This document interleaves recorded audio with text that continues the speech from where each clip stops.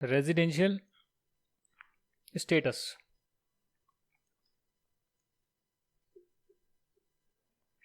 Individual.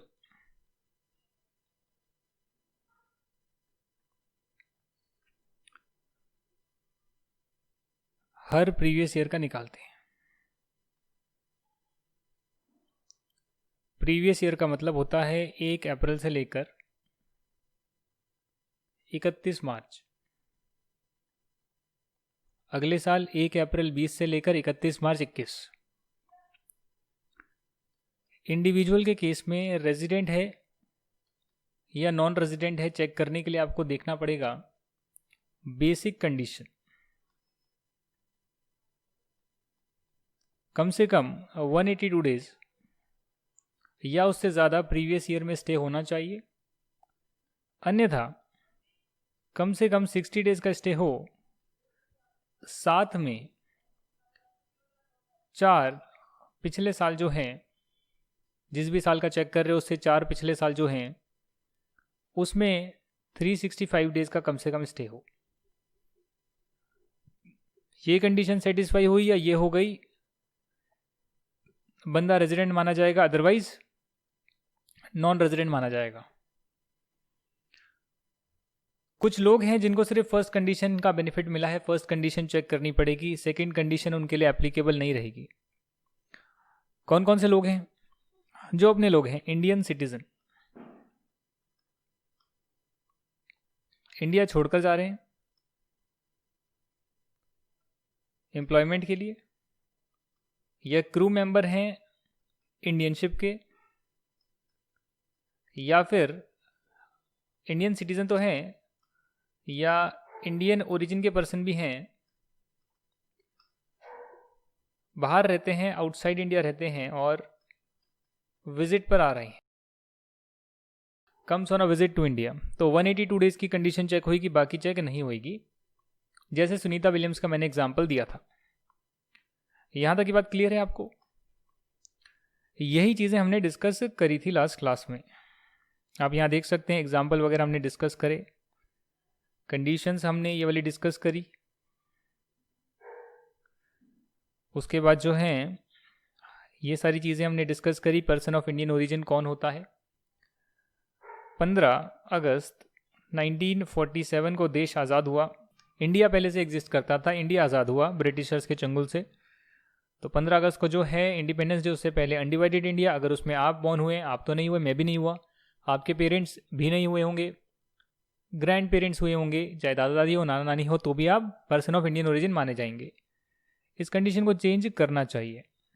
एक benefit और दिया दोस्तों, जो क्रू मेंबर होते हैं और क्रू मेंबर होते हैं किसी भी शिप के, इंडियन शिप हो, नहीं हो, फॉरेन शिप हो, तो ये जो कंटिन्यूस डिस्चार्ज सर्टिफिकेट में डेट ऑफ ज्वाइनिंग लिखा होता है, डेट ऑफ साइनिंग ऑफ लिखा होता है, उस पीरियड को हम एक्सक्लूड करेंगे। अगर वो शिप इंडिया से जा रही है इंडिया के बाहर, या इंडिया के बाहर से आ रही है इंडिया में, तो उसको एलिजिबल वॉयज बोलते हैं। और एलिजिबल वॉयज में कंटिन्यूस डिस्चार्ज सर्टिफिकेट में जो डेट एंट्री की है, एग्जिट की है, उस पीरियड को इंडिया का पार्ट नहीं मानेंगे, इंडिया में काउंट नहीं करेंगे, स्टे इन इंडिया नहीं मानेंगे। अगर एक इंसान रेजिडेंट है, इंडिविजुअल रेजिडेंट है, तो या तो वो आमतौर पर इंडिया में रेजिडेंट हो सकता है, या फिर वो आमतौर पर इंडिया में रेजिडेंट नहीं होगा। आमतौर पर इंडिया में रेजिडेंट होगा अगर पिछले 10 सालों में कम से कम 2 साल में रेजिडेंट है, पहली चीज। साथ ही में एंड लिखा है और नहीं लिखा, साथ में पिछले 7 प्रीवियस ईयर में 730 डेज का या उससे ज़्यादा का उसका स्टे है इंडिया में। अगर वो इंडिया में आता है, इंडिया में जाता है, तो जिस दिन आया जिस दिन गया, दोनों दिन को इंक्लूड किया जाएगा। दोनों कंडीशन सेटिस्फाई हो गई, आरओआर है, दोनों में से एक भी सेटिस्फाई नहीं हुई तो रेजिडेंट तो है पर ऑर्डिनरली रेजिडेंट नहीं है, और इसके लिए जो है फॉरेन इनकम ही टैक्सेबल होगी। ठीक से लिख लेते हैं थोड़ा सा, फॉरेन इनकम ही टैक्सेबल होगी नहीं, इंडियन इनकम ही टैक्सेबल होगी। और फॉरेन इनकम तब टैक्सेबल होगी अगर वो बिजनेस से आ रही है जो कि कंट्रोल फ्रॉम इंडिया है, या फिर जो है वो आ रही है आपके प्रोफेशन से जो कि सेटअप इन इंडिया है, और उससे बाहर आपने कोई इनकम कमा ली है। फॉरेन इनकम होती क्या है, इंडियन इनकम होती क्या, बाद में करेंगे हम लोग। अभी फ़िलहाल मैंने आपको सब कुछ रिवाइज करवा दिया, एग्जाम्पल करवा दिया। एक और एग्जाम्पल हम लोग करेंगे, और ये एग्जाम्पल जो है हम लोग डिस्कस करते हैं। आई थिंक ये सब हम कर चुके हैं, और आज एक एग्जाम्पल करेंगे। एग्जाम्पल जो आ रहा है यहाँ पे, mister D an Indian citizen leaves India on 22 September 2019 for full time employment abroad. देखिए, अगर आप परमानेंटली बाहर जा रहे हैं, इंडियन सिटीज़न हैं, तो आपके लिए बेसिक कंडीशन नंबर 1 चेक होगी, जो हमने डिस्कस करी है, यानी कि आपका स्टे जो है 182 डेज़ होना चाहिए कम से कम। इनका अगर स्टे हम चेक करेंगे तो अप्रैल में 30 दिन रहे होंगे, मई के 31, जून के 30, जुलाई के 31, अगस्त के 31 और सितंबर 22 को चले गए, उसको भी इंक्लूड करेंगे तो 22 दिन सितंबर के। टोटल 175 डेज ये इंडिया में रहे। तो इसका मतलब क्या हो गया, इसका मतलब ये हो गया कि ये रेजिडेंट नहीं है, और सिर्फ इंडियन इनकम ही इनके लिए टैक्सेबल होगी प्रीवियस ईयर 1920 में। जब भी ऐसा क्वेश्चन आएगा रेजिडेंशियल स्टेटस का, तो आप प्रोविजन डालेंगे सेक्शन नंबर 61 में क्या कंडीशन लिखी है, फिर हमने ये चेक करे टोटल नंबर ऑफ डेज कितने वो रहे, और उसके हिसाब से जो है वो रेजिडेंट होंगे या नहीं होंगे वो आपको देखना पड़ेगा। एग्जाम्पल यहाँ पर देखिएगा, mister D a non resident residing in US since 1990 came back to India on 1st April 2018 for permanent settlement। अच्छी बात है, अगर वो 1 अप्रैल को इंडिया में आ गया है तो 182 डेज या उससे ज़्यादा, या फिर कम से कम 60 डेज, कोई भी कंडीशन सेटिस्फाई हो गई तो क्या मानेंगे हम कि 60 डेज रह लिया, पिछले 4 सालों में 365 दिन रह लिया, या फिर 182 डेज रह लिया, तो वो रेजिडेंट माना जाएगा। अब यहाँ पर मिस्टर डी जो रहा है यहाँ पे, ये 1 अप्रैल, इसको आप 1 अप्रैल 18 कर रहे हैं क्या? अच्छा, 18 यानी पिछले साल। ओके ओके ओके ओके, पिछले साल ओके। 19 का नहीं दिया है, एक साल पिछले का दिया है कि पिछले साल में आ गए। आपको असेसमेंट ईयर 2021 का जो है रेजिडेंशियल स्टेटस निकालना है, कंफ्यूज करने के लिए आपको ऐसा दे दिया कि ये 1990 से वहीं रह रहा था यूएस में, 1 अप्रैल 18 को आया, तो 1 अप्रैल को आ गया, तो जो 1920 ईयर होगा, इसको 1920 ईयर कर लीजिएगा, तो 1920 जो ईयर होगा दोस्तों, वो पूरे साल इंडिया में रहा, यानी 365 दिन इंडिया में रहा। 1 अप्रैल 18 को आ गया, उसके बाद वो इंडिया से गया नहीं, ऐसा कुछ गिवन नहीं है। तो 365 दिन पूरा ही इंडिया में रहा, 182 डेज उससे ज़्यादा रहा, तो क्या हो गया, वो रेजिडेंट माना जाएगा। ROR है या RNOR है वो आप चेक करेंगे, दोनों एडिशनल कंडीशन में से कोई सेटिस्फाई होती है क्या? क्या ये पिछले 10 सालों में से किसी 2 साल में रेजिडेंट था? The answer is no. भाई 1 अप्रैल 18 को तो आया है, उससे पहले वाले साल में तो ये रेजिडेंट रहा ही नहीं होगा। क्या पिछले 7 सालों में इसका स्टे 730 डेज रहा होगा? The answer is no. तो इसलिए जो है यहाँ पर आप देख सकते हैं कि रेजिडेंट तो है बट ऑर्डिनरली रेजिडेंट नहीं है। He is RNOR for previous year 1920। यहाँ पे 1920 आप कर लीजिएगा, चेंज कर देंगे इसे। इंडिविजुअल का रेजिडेंशियल स्टेटस हमारा कंप्लीट हो चुका है दोस्तों।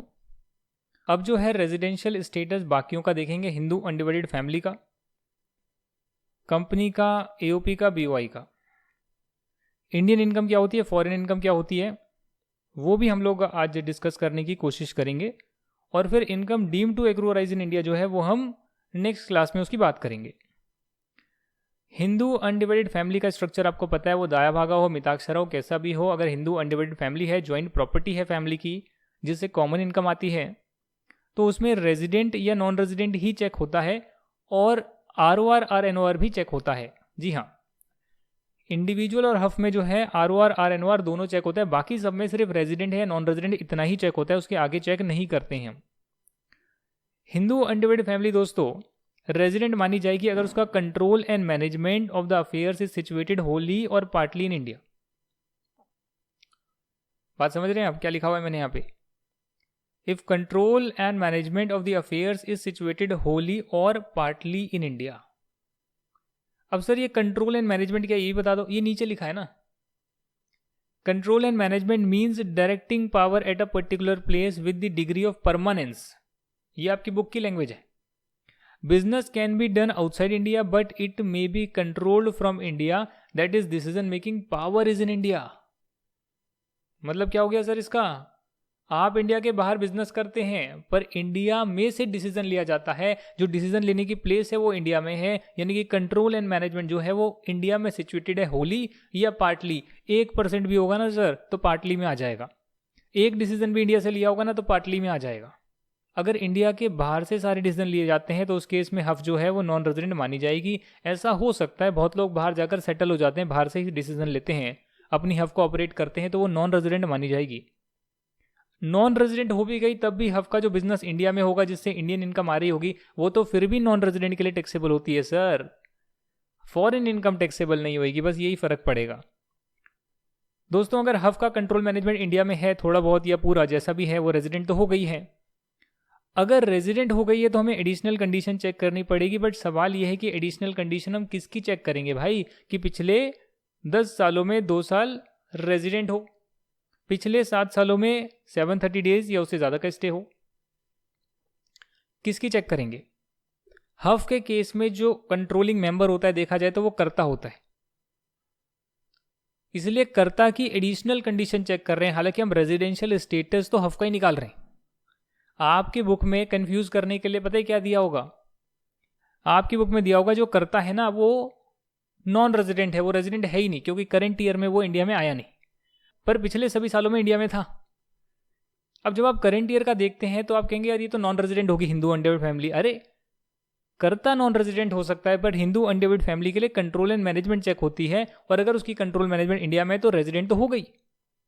अब आप कर्ता की एडिशनल कंडीशन चेक कर रहे हैं, ना कि आप कर्ता की बेसिक कंडीशन चेक कर रहे हैं। तो कर्ता की अगर एडिशनल कंडीशन भी सेटिस्फाई हो गई तो हफ को बोलेंगे कि वो रेजिडेंट तो पहले भी थी, अब ऑर्डिनरली रेजिडेंट मानी जाएगी, और अगर एडिशनल कंडीशन सेटिस्फाई नहीं हुई तो हफ RNOR मानी जाएगी। यानी बिल्कुल सिंपल है, जैसे इंडिविजुअल का हम एडिशनल कंडीशन चेक करते हैं, यहाँ पर इंडिविजुअल यहाँ पे कर्ता हो गया है और उसकी एडिशनल कंडीशन के बेस पे बताएंगे कि अगर हफ रेजिडेंट है तो ROR है या RNOR है, पर अगर हफ है ही नॉन रेजिडेंट तो एडिशनल कंडीशन चेक करने की जरूरत आपको नहीं पड़ेगी। यहां तक क्लियर हुआ। तो रेजिडेंशियल स्टेटस जो AOP है, फर्म है, local authority, artificial juridical person है, उनके केस में सिर्फ रेजिडेंट और नॉन रेजिडेंट का कॉन्सेप्ट है, बाकी कोई कॉन्सेप्ट नहीं है सर। कंट्रोल मैनेजमेंट इंडिया में है थोड़ा बहुत या फिर पूरा पूरा रेजिडेंट माने जाएंगे, और कंट्रोल मैनेजमेंट पूरा इंडिया के बाहर है, डिसीजन इंडिया के बाहर से लिए जाते हैं तो फिर वो नॉन रेजिडेंट माने जाएंगे। कंपनी की बात करते हैं दोस्तों, कंपनी में रेजिडेंशियल स्टेटस चेक करते हैं। Resident and non resident, Indian company हमेशा रेजिडेंट होती है, इंडियन कंपनी हमेशा रेजिडेंट होती है, और साथ में ऐसी कंपनी जिसका place of effective management for that previous year is in India, वो कंपनी भी रेजिडेंट होती है, चाहे वो फॉरेन कंपनी हो, कोई भी कंपनी हो। अगर company is not resident then it is non resident, यानी कि अगर इसमें भी नहीं आती, इंडियन कंपनी भी नहीं है, प्लेस ऑफ इफेक्टिव मैनेजमेंट भी नहीं है, दोनों में से एक भी कंडीशन सेटिस्फाई नहीं होती तो वो हमारी नॉन रेजिडेंट कंपनी मानी जाएगी। ये रेजिडेंशियल स्टेटस का कॉन्सेप्ट है कंपनी के केस में। सवाल यह आता है कि भैया ये प्लेस ऑफ इफेक्टिव मैनेजमेंट जिसको पोएम बोलते हैं वो सेक्शन 6(3) में लिखा है, क्या है भाई ये? प्लेस ऑफ इफेक्टिव मैनेजमेंट का मतलब है place where key management and commercial decisions are made which are necessary for the whole entity. नहीं समझे सर? बिजनेस के कुछ पार्ट्स के लिए डिसीजन लेने की बात नहीं हो रही है, क्योंकि प्लेस ऑफ इफेक्टिव मैनेजमेंट है। इफेक्टिव का मतलब मोटा मोटी पूरे डिसीजन इस जगह से लिए जाते हैं, इंडिया से लिए जाते हैं। तो आपको देखना है कि ऐसे डिसीजन जो पूरी एंटिटी के लिए लिए जाते हैं, वो वाले डिसीजन इंडिया से अगर लिए जा रहे हैं मेजरली, पार्टली नहीं है, होली नहीं है, मेजरली, मोटा मोटी, तो उसे हम बोलते हैं place of effective management India में है। जैसे कि बोर्ड ऑफ डायरेक्टर्स की मीटिंग होती है, उसे भी आप मान सकते हैं कि अगर इंडिया में मेजरली होती है बिजनेस डिसीजन लेने के लिए, तो फिर place of effective management India माना जाएगा और वो कंपनी रेजिडेंट मानी जाएगी। अगर आपने रेजिडेंशियल स्टेटस निकालना सीख लिया है तो ऑलमोस्ट आपका चैप्टर तो कंप्लीट हो गया है। आपको बस ये देखना है कि रेजिडेंशियल स्टेटस से फायदा क्या हुआ, यानी कि कौन कौन सी इनकम किस किस के लिए टैक्सेबल होगी, उसके लिए हम सेक्शन नंबर 5 पढ़ते हैं। रेजिडेंशियल स्टेटस सेक्शन नंबर 6 में लिखा है, कौन सी इनकम टैक्सेबल होगी वो सेक्शन नंबर 5 में लिखा है। इंडियन इनकम दोनों के लिए टैक्सेबल होती है। फॉरेन इनकम सिर्फ रेजिडेंट के लिए टैक्सेबल होती है, resident and ordinarily resident. NOR के लिए भी हो सकती है अगर उसका बिजनेस इंडिया से कंट्रोल होता है या प्रोफेशन इंडिया में सेटअप है। बट सवाल यह है कि सर ये इंडियन इनकम और फॉरेन इनकम का मतलब क्या है, वो भी तो जरा बता दो हमें।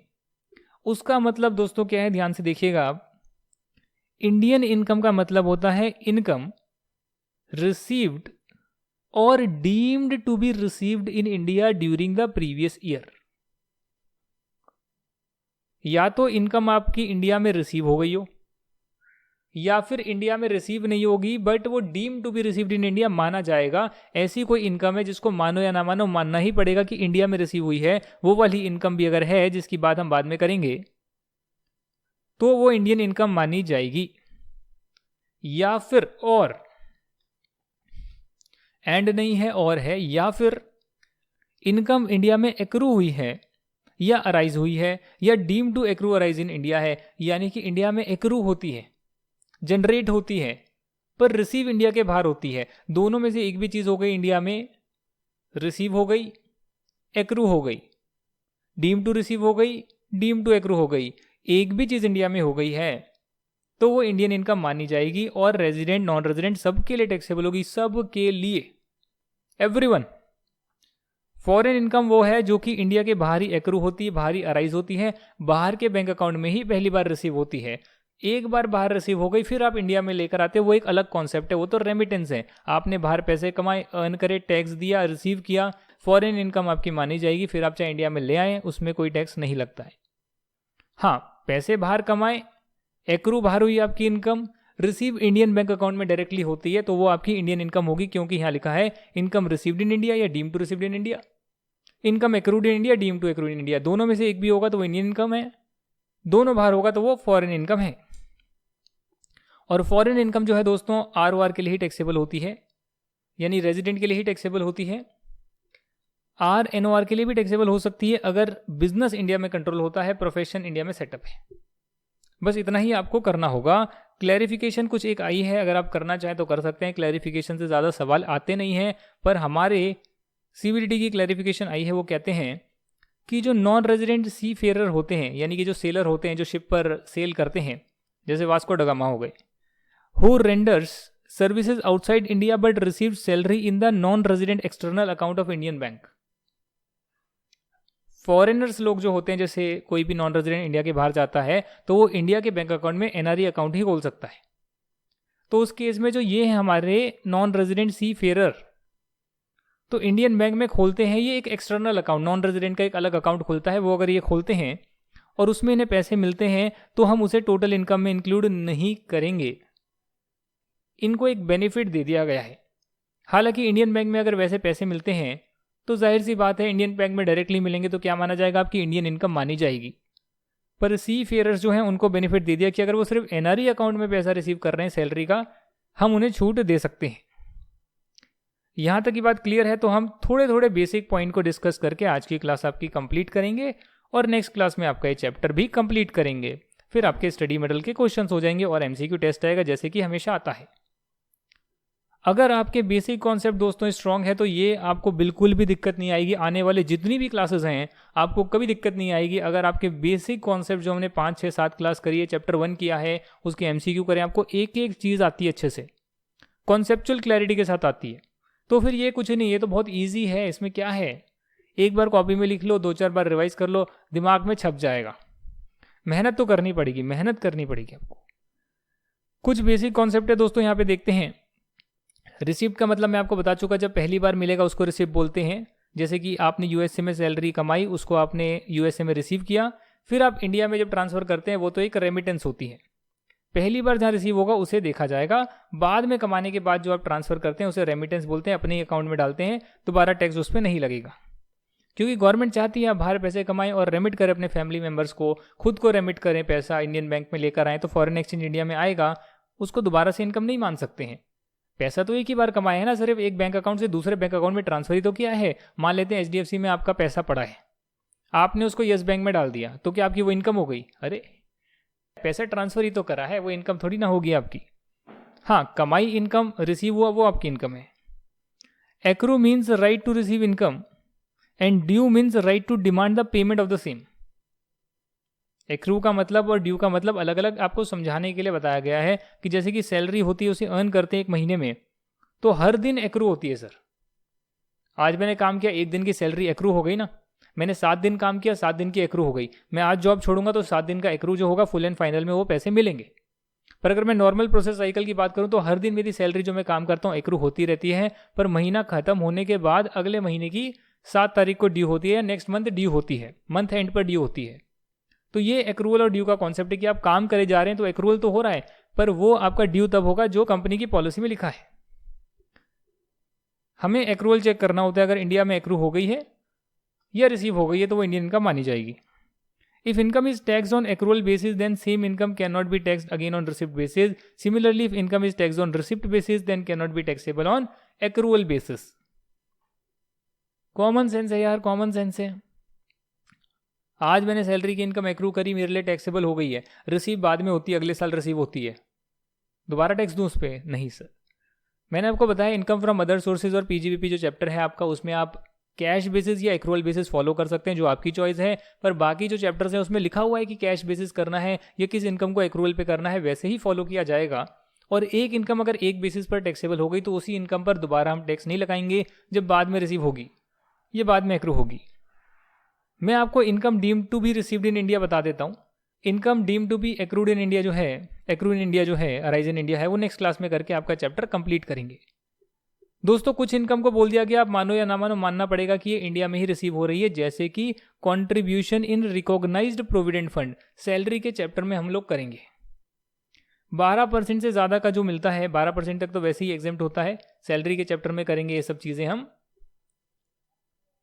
12% से ज़्यादा का कॉन्ट्रीब्यूशन आप करते हैं रिकॉग्नाइज प्रोविडेंट फंड में, deem to be received in India माना जाएगा।